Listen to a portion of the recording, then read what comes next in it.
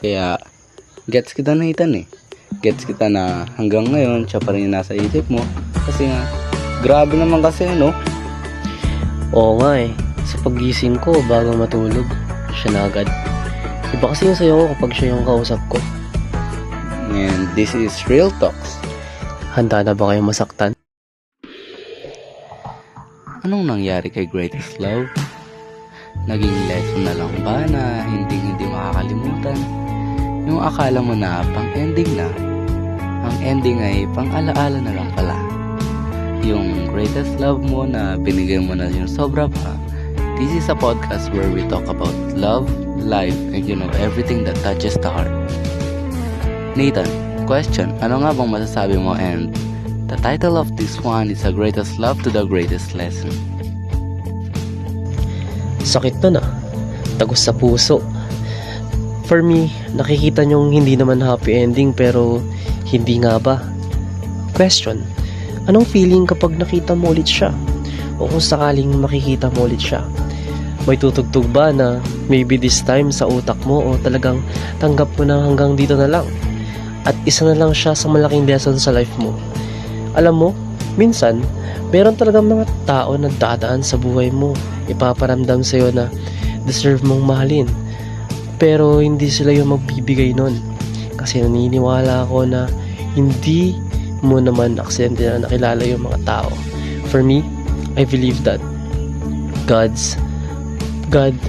puts them sa tamang oras na makikilala mo sila.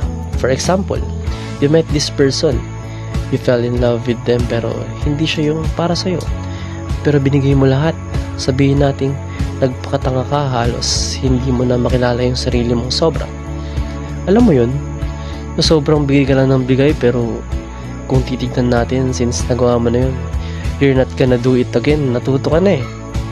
Kaya kapag dumating yung tamang tao para sa'yo, kapag dumating siya para sa'yo, kapag dumating siya sa buhay mo, hindi ka na ganun, magpapakatanga. Ngayon, alam mo na, because natuto ka sa lesson na iniwan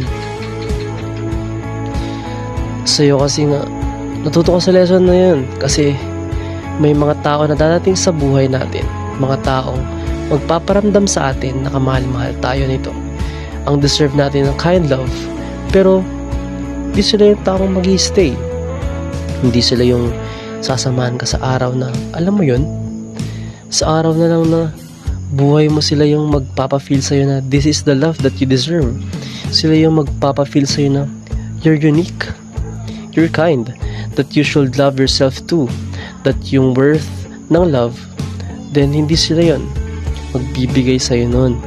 But the sad part is sila yung gusto mong magbigay sa'yo nun, diba? Sila yung gusto mong magbigay ng love na sa tingin mong deserve mo, love na sinabi nilang deserve mo, kaya nga greatest love, 'di ba? Wala nang tatalo pa. Sabi nga, siya na 'yan 'di ba? Wala nang tatalo pa. Talo ka kung ipipilit mo na maging kayo ng greatest love mo. Kung ipipilit mo na maging kayo ng greatest love mo kumpara sa kanya, ikaw hindi ka naman naging love. Ikaw greatest love mo siya eh. Ikaw, ano ka ba niya? Kausap lang? Siya yung greatest love mo na what if pinaglaban ka? What if pinaglaban ka? So many questions pero nasagot naman na, pero di ikaw yung gusto. Hindi ikaw yung ipupursue niya. Pwede naman kasing maging greatest love natin yung tao pero hindi natin pwedeng ipilit na tayo yung maging greatest love nila, diba? Pwede natin iparamdam sa kanila na mahal natin sila, na pinili natin sila everyday, but hindi naman nila obligasyon na ibalik sa atin yun. If that's what you feel, then that's what you feel. But if that's what they feel, then that's what they feel too. Hindi naman porket binuhos natin yung lahat-lahat para sa tao na yun, dapat sila ibuhos na rin, diba? At this point, pwede ba? Pwede ba na this time na ang magiging greatest love mo ay ang sarili mo? Pwede ba yung love na binigay mo sa iba? Pwede bang ibigay mo na sa sarili mo Take of yourself.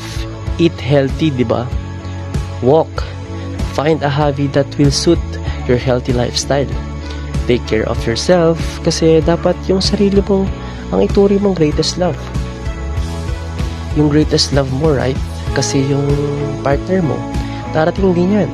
You don't have to rush things.